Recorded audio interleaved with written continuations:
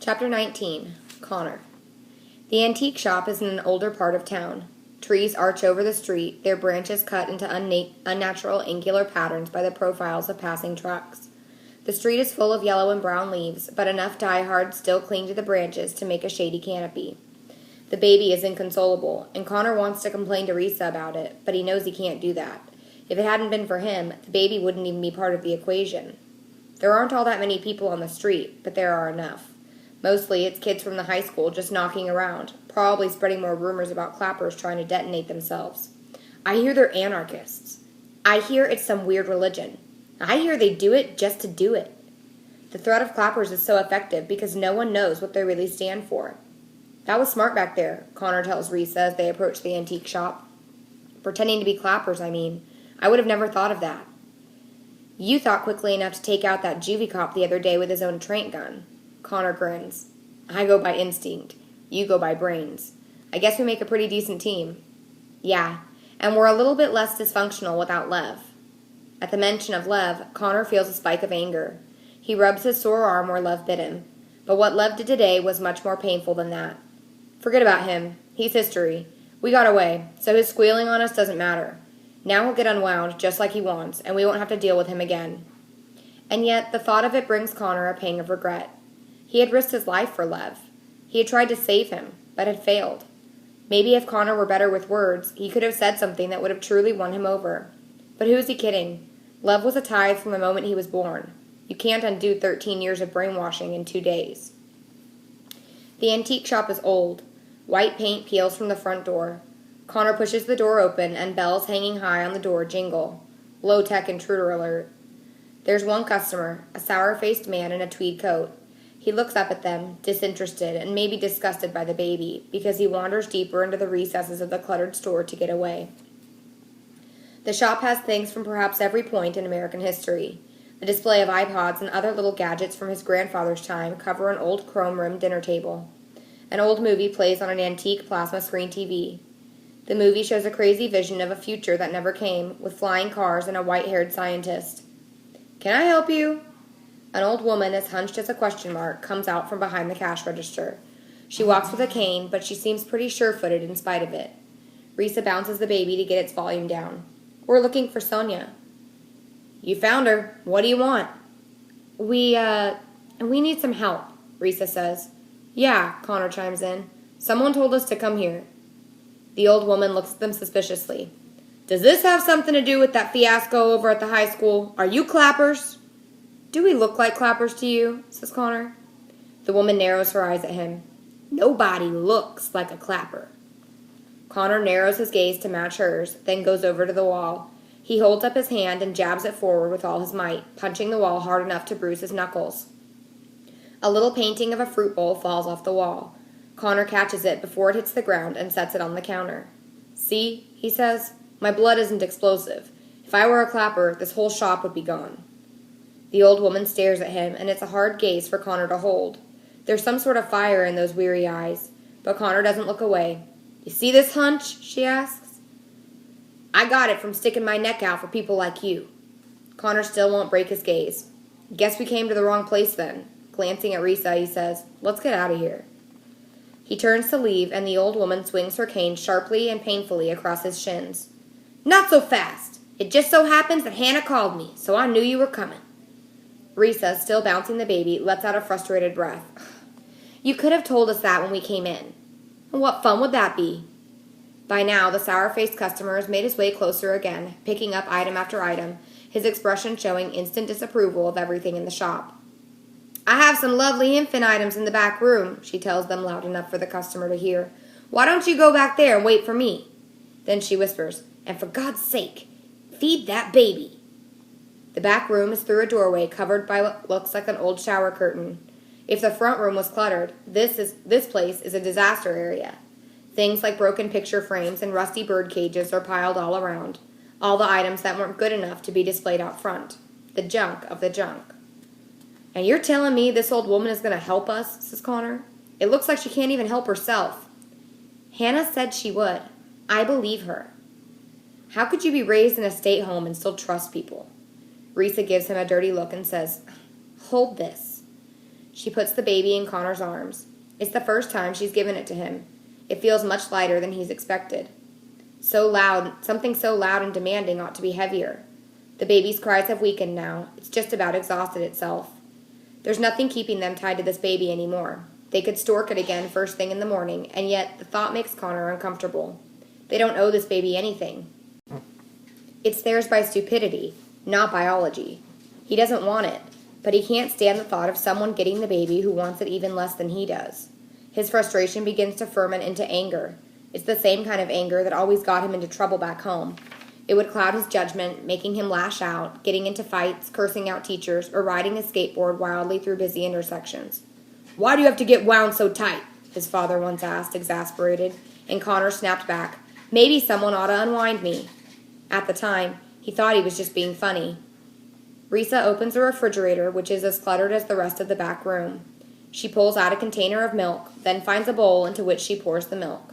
"It's not a cat," Connor says. "It won't lick milk out of a bowl." "I know what I'm doing." Connor watches as she rummages around in the drawers until finding a clean spoon.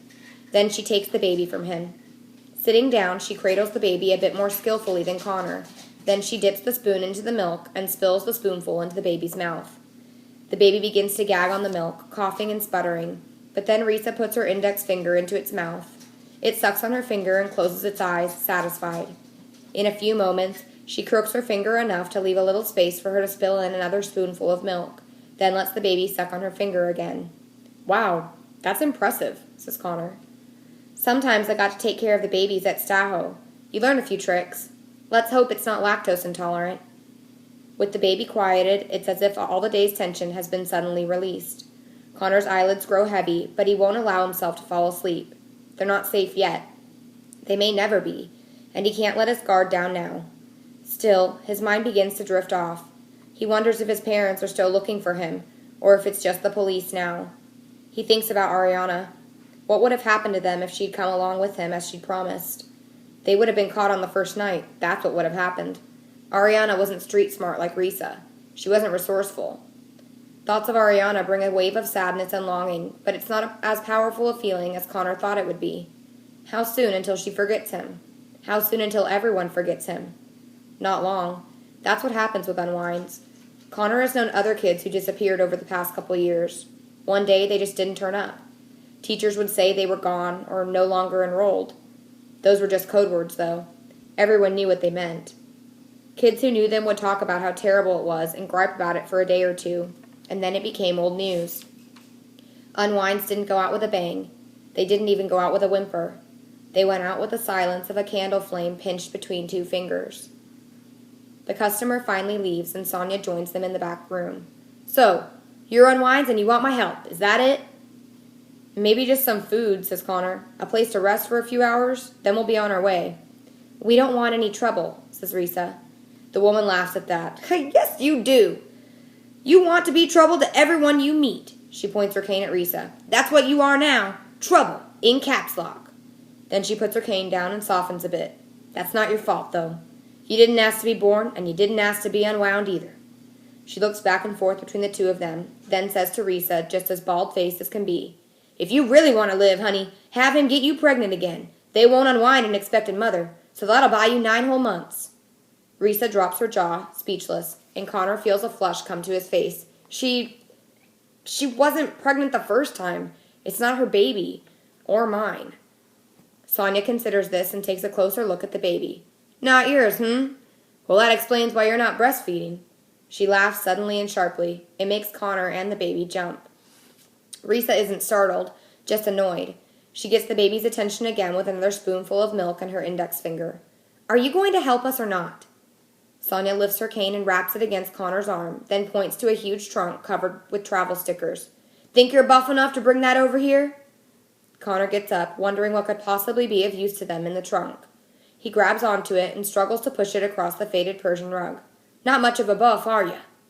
"I never said I was." He inches the trunk along the floor until it's right in front of her. Instead of opening it, she sits on top of it and begins to massage her ankles. "So, what's in it?" Connor asks. "Correspondence," she says. "But it's not what's in that matters. It's what's underneath." Then with her cane she pushes away the rug where the trunk had been to reveal a trap door with a brass pull ring. "Go on," says Sonia, pointing again with her cane. Connor sighs and grabs the ring, pulling open the trap door to reveal steep stone steps leading down into darkness. Risa puts down her bowl and, holding the baby over her shoulder in a burping position, approaches the trap door, kneeling beside Connor. "This is an old building," Sonia tells them. "Way back in the early 20th century, during the first Prohibition, they had hooch down there." "Hooch?" asks Connor.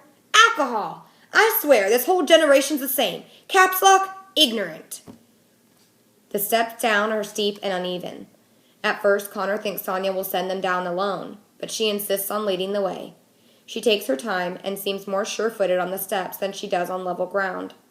Connor tries to hold her arm to give her support, but she shakes him off and throws him a nasty gaze. "If I want your help, I'll ask. Do I look feeble to you?" "Actually, yes. Looks are deceiving," she says. "After all, when I saw you, I thought you looked reasonably intelligent." "Very funny." At the bottom, Sonia reaches toward the wall and throws a light switch. Risa gasps, and Connor follows her gaze until he sees them. 3 figures, a girl and 2 boys. "Your little family has just grown," Sonia tells them. The kids don't move. They appear to be close to Connor and Risa's age. Fellow unwinds for sure. They look weary and exhausted. Connor wonders if he looks as bad. "For God's sake, stop staring," she says to them. "You look like a pack of rats." Sonia shuffles around the dusty cellar, pointing things out to Risa and Connor. "There's canned goods on these shelves and a can opener around somewhere. Eat whatever you want, but don't leave anything over or you'll really see rats. Bathroom's back there. Keep it clean. I'll go out in a bit and get some formula in a baby bottle." She glances at Connor. "Oh, and there's a first aid kit around here somewhere for that bite on your arm, whatever that's about." Connor suppresses a grin. Sonia doesn't miss a thing. "How much longer?" asks the oldest of the 3 cellar rats, a muscular guy who looks at Connor with intense distrust, as if Connor might challenge his role as alpha male or something. "What do you care?" says Sonia. "You got a pressing appointment?"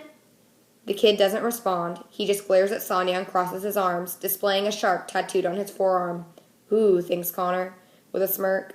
"Intimidating. Now I'm really scared."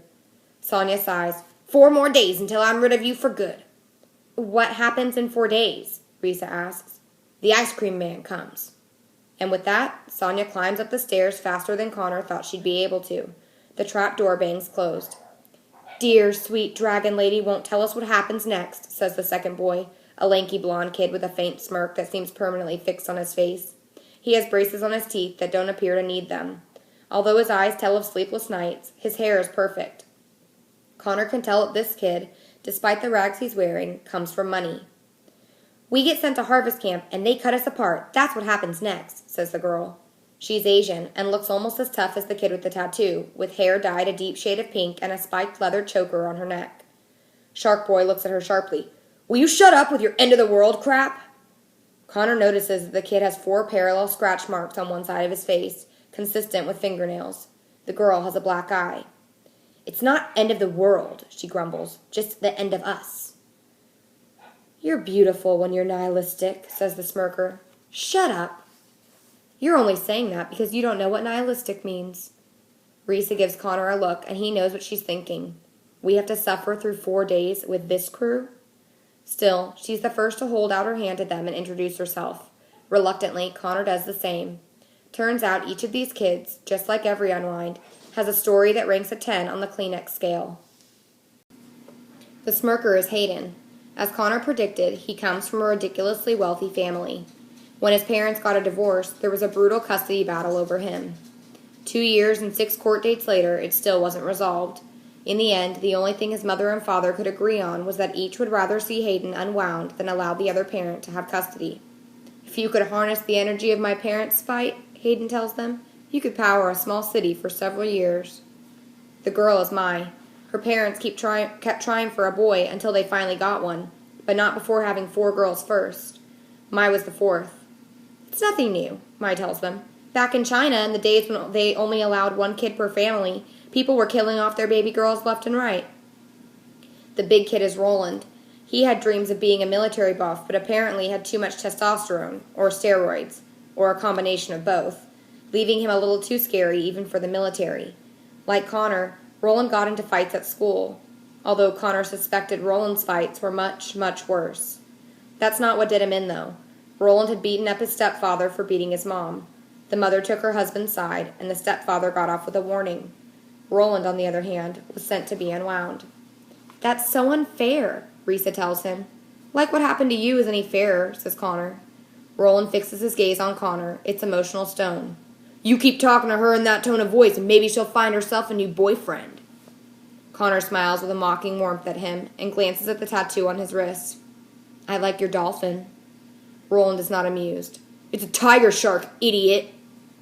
Connor makes a mental note never to turn his back on Roland. Sharks, Connor once read, have a deadly form of claustrophobia.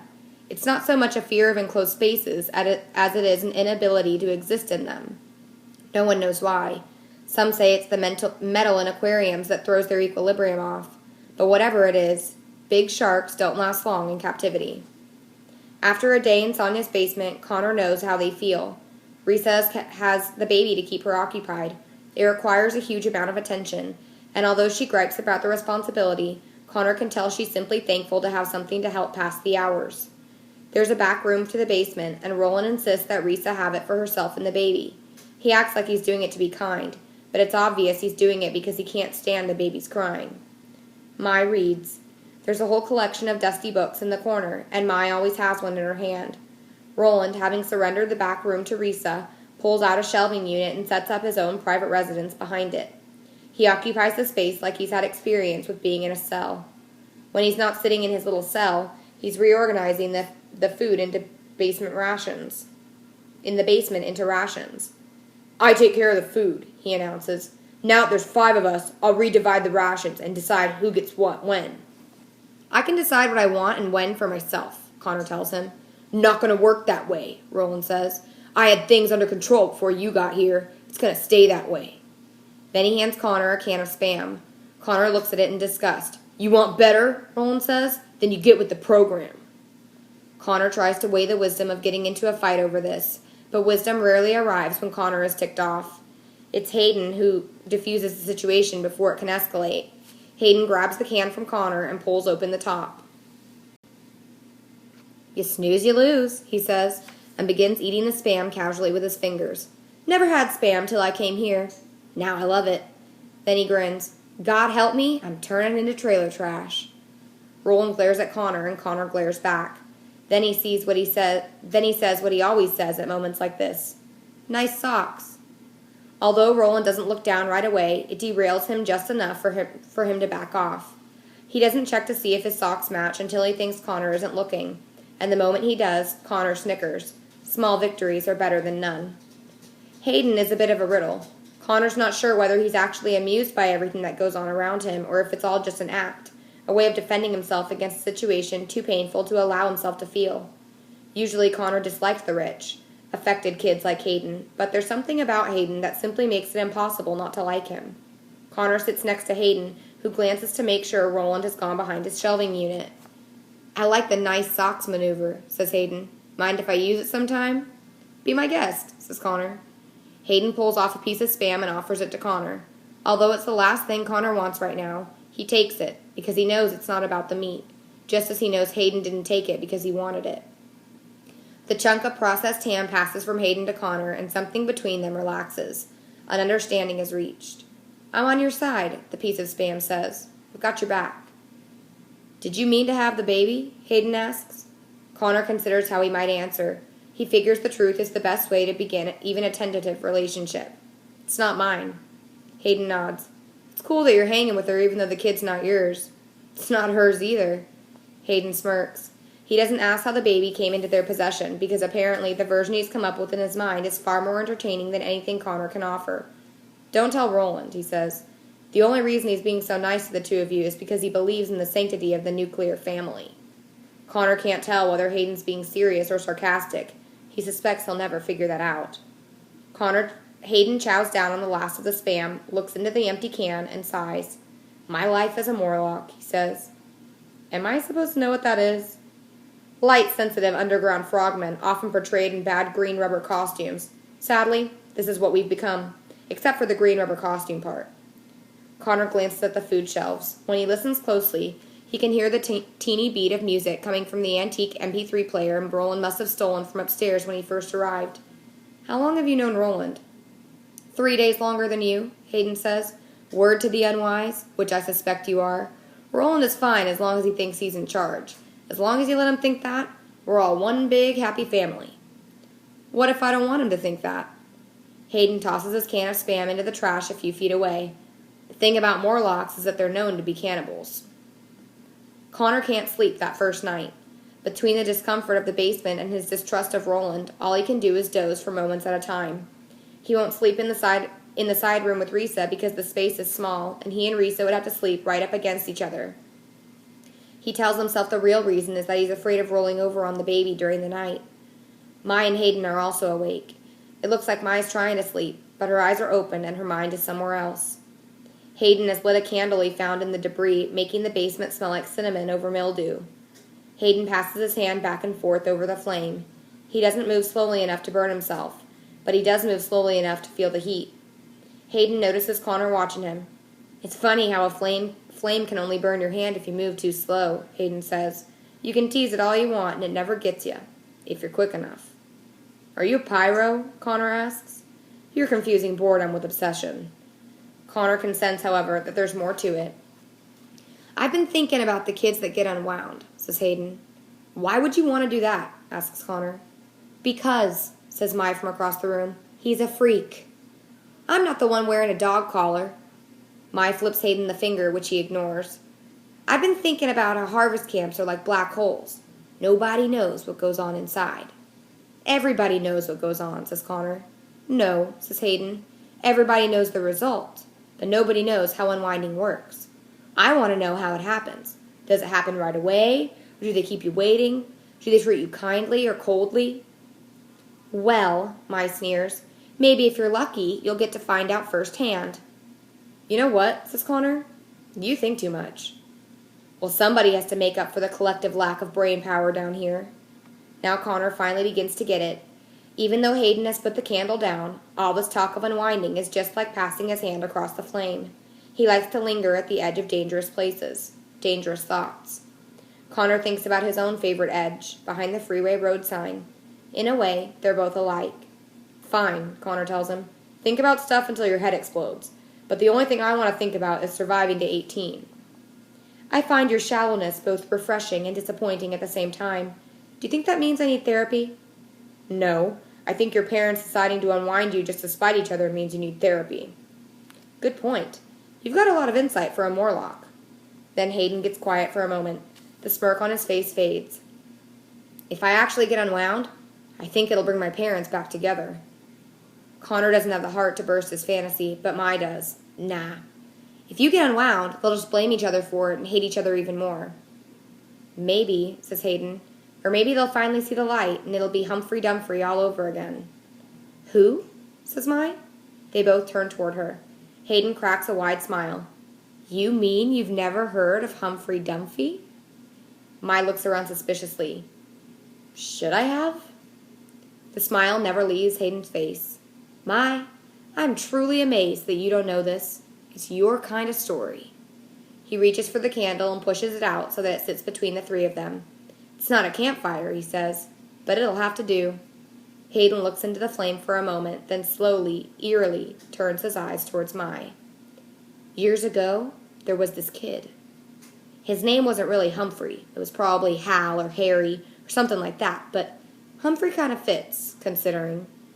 Anyway, one day his parents signed the order to have him unwound. Why? Asks Mai. Why do any parents sign the order? They just did, and the juvie cops came for him bright and early one morning. They snatch him up, ship him off. It's over for him. He's unwound without a hitch. So that's it? Asks Mai. No, because there is a hitch, says Connor, picking up where Hayden left off. See, the Dumphys, they're not what you would call stable people. They were a bit nuts to begin with, but after their kid is unwound, they lose it completely.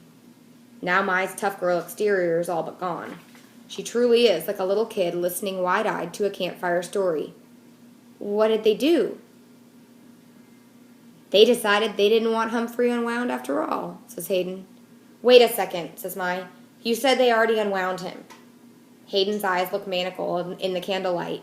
They did. Mai shudders. Here's the thing, says Hayden. Like I said, everything about Harvest Camp is a secret. Even the records of who receives what once the unwinding is done. Yeah, so? So the Dumfies found the records. The father, I think, worked for the government, so he was able to hack into the parts department. The what? Hayden sighs. The National Unwind Database. Oh. And he gets a printout of every single person who received a bit of Humphrey. Then the Dumfies go traveling around the world to find them, so they can kill them, take back the parts, and bit by bit make Humphrey whole. No way! That's why people call him Humphrey, Connor adds, because all the king's horses and all the king's men couldn't put Humphrey together again. The thought hangs heavy in the air until Hayden, leaning forward over the candle, suddenly throws his hands out toward Mai and shouts, Boo! They all flinch in spite of themselves. Mai most of all. Connor has to laugh. Did you see that? She practically jumped out of her skin.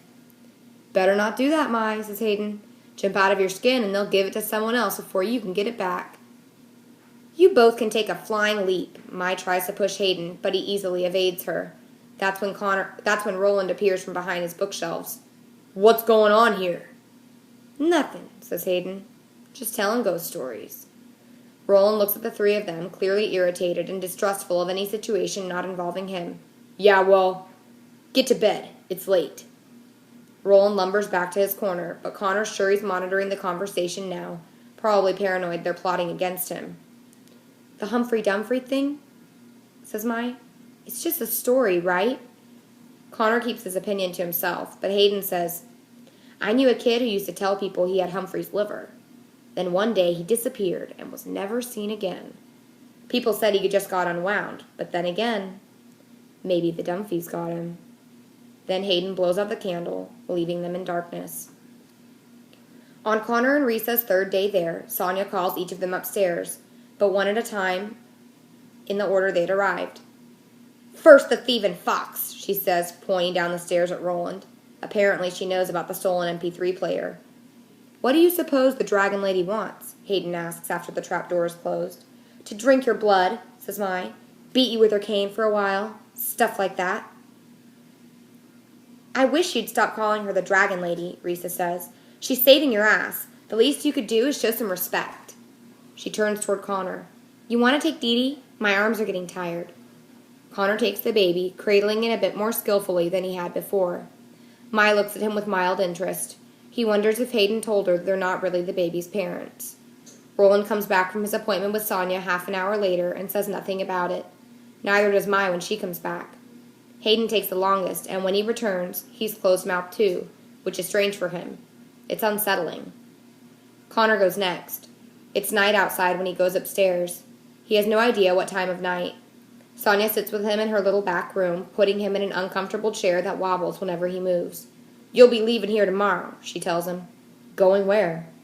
She ignores the question and reaches into the drawer of an old roll-top desk. I'm hoping you're at least semi-literate. Why? What do you want me to read? You don't have to read anything. Then she pulls out several sheets of blank paper. I want you to write. What? My last will and testament? Is that it?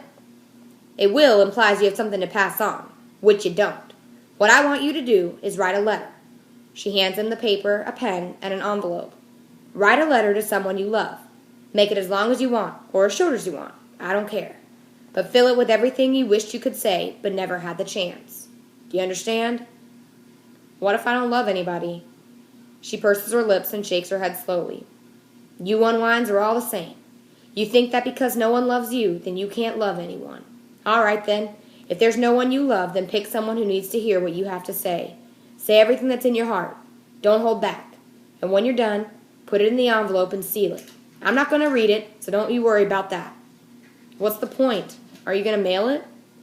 Just do it and stop asking questions.